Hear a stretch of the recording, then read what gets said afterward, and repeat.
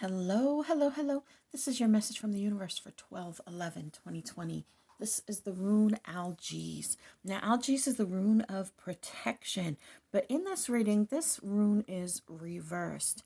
Now, when it's reversed, it has a very different spin on it. It's not necessarily that you aren't protected, but it is about feeling like you're not protected, not feeling safe, and then figuring out why. Many times, this refers to the relationships that we have around us, and the cards that popped up in this reading definitely back this up. This is a weird one. This is a weird one, y'all, but I'm gonna explain it and dig into it as much as I can possibly clarify. So, our relationships are attracted to us. We manifest relationships in our lives based on lessons that we need to learn, based on situations from our past that we need to resolve, even though it's not with this new person that we're actually resolving it. When we have unfinished business and unhealed wounds, the universe is constantly putting people in our path to try to heal that. That's why you find so many people that end up in these patterns of relationships over and over again, where they keep, dating or marrying people who are just like one of their parents, who are just like someone who hurt them, like their first love or something like that. And because that first relationship, that first loving relationship was never resolved, there was no like healing of that. The universe puts people in front of you that have like that same vibration, that same energy over and over and over again. So that the people that are in our lives, not necessarily just our romantic partners, but anyone who's in our lives that we voluntarily bring in, is often an echo of a past relationship. Now, that being said, we love who we love, right? And we're friends with whoever it is that we're friends with. And just because someone is combative, or just because the relationship might be more one-sided, or maybe they don't speak to you a proper way, doesn't mean you have to end the relationship. If you got rid of everyone in your life who was negative or toxic or, mad or angry, you would have no one left in your life. Like, I think this is some of the worst advice that spiritual people give, is to cut all the toxic people out of your life. They are there for a reason. They are there for you to learn from. Like, this is how you grow, is by learning to adapt and collaborate and work with people who are different than you, because that reflects your own issues. So if you're surrounded by toxic people, it's coming from within you. And once again, I feel like I say this all the time. This is not blame the victim. This is accountability for what we are manifesting. Now, in our lives, in those relationships, we have to use our intuition. We have to use our intuition to really look closely at these relationships. You guys, I've spoken before about how basically the process that I use setting up. And when I go over to my little altar, I grab my crystals, I grab my tourmaline, I grab my little rune stone that I made, and then I grab my 2 boxes and my bag of my runes. A few weeks back, we had this particular stone come up, this one right here. And anytime that a blue stone comes up, I always call it like truth. Like, it's always about that throat chakra and speaking your truth. This one is a very small chunk. I got like 15 or 20 of them, ordering them from Wish for like $3. I think they're supposed to be lapis lazuli, but I don't think that they actually are. But they are blue. And for some reason, this particular one like stood out to me. So I have it on my altar in a particular spot. I almost never grab it for these, because it's just not like, it's small. It's, it's not noticeable.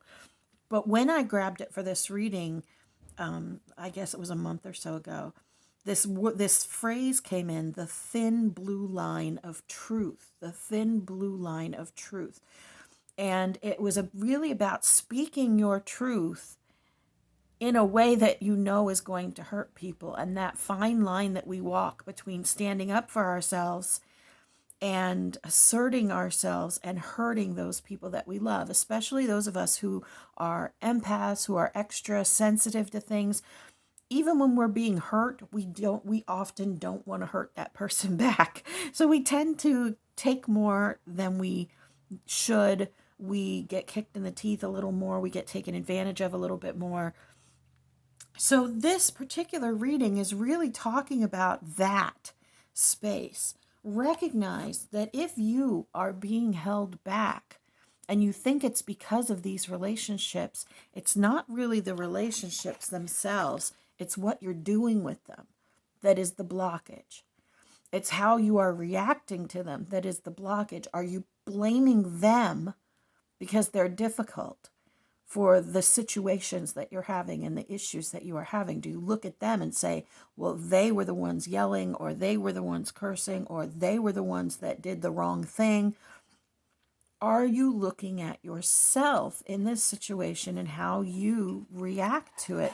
Are you using your intuition to really dig into that relationship and the way that you are reacting to it? Because if it's in our life, it is because we manifested it. We are always manifesting something in our lives, whether it is good or bad, whether it is from the nice things we say and the affirmations that we say, or whether it is from the times that we're beating ourselves up, whether it is from the times where we are closed-minded or closed-hearted, or we hurt someone, or we get hurt by someone.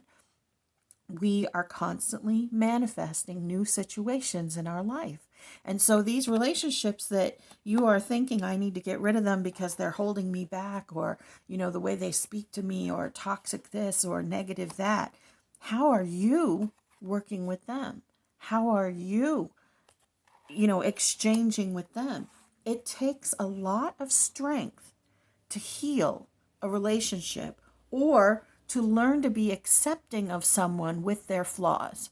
Because you might never change crusty old Uncle Dave, who is seems like he's a little bit racist and old and grumpy and calling people names and calling people out. You're probably not going to change him. But you can change how you react to him.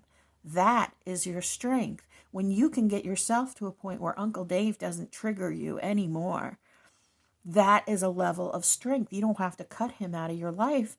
You can just not be triggered by him, and then you're fine. And what happens is that will translate into your regular life, because most assuredly you had people in your life that were just like Uncle Dave, that triggered you and that you would overreact to because of Uncle Dave, because of the way that you always overreacted to Uncle Dave. We don't have to agree with everyone around us. We don't have to agree with the way the people around us act. But we also don't have to cut them out of our lives just because of that. We can figure out, once we've healed the roots of that relationship, we get to choose whether we stay engaged with someone who is using us, mean to us, exploiting us, controlling us. Once we've figured out how we work with them, then we get to choose whether we are still a part of their lives. We get to choose that. And that is what will lead us to this happiness. And you see, there's two people here, happy. It doesn't have to be two people, but it's talking about, in this reading, the relationships and the choices that you make. You can still love someone who thinks completely differently from you. You can still love someone who speaks in a way that is hurtful to you. And if you can work out the triggers, then what they say won't hurt you anymore. And you can still have a friendship with them, a relationship with them, a family relationship with them. I'm not saying this is every case. Of course, this should be taken on a case-by-case basis. However, you get to choose. And then your choice manifest something new for you. And maybe you chose wisely by keeping them in your life, and maybe you needed to kick them to the curb. But guess what? You're going to find out, because your choice is going to manifest new options in your life. I know this was a little bit of a weird one, a little bit specific, but important, very important. And for some of you out there, crucial. Otherwise, you're just repeating the same cycles over and over again with new people, and then kicking them to the curb every time they don't live up to your standards or do something you don't like or trigger you in some way. If you work out those relationships or those triggers with the people that put them there, or through that energy of the people who put them there, you don't have to repeat the lesson over and over again. You are beloved, you matter, and you are so very loved.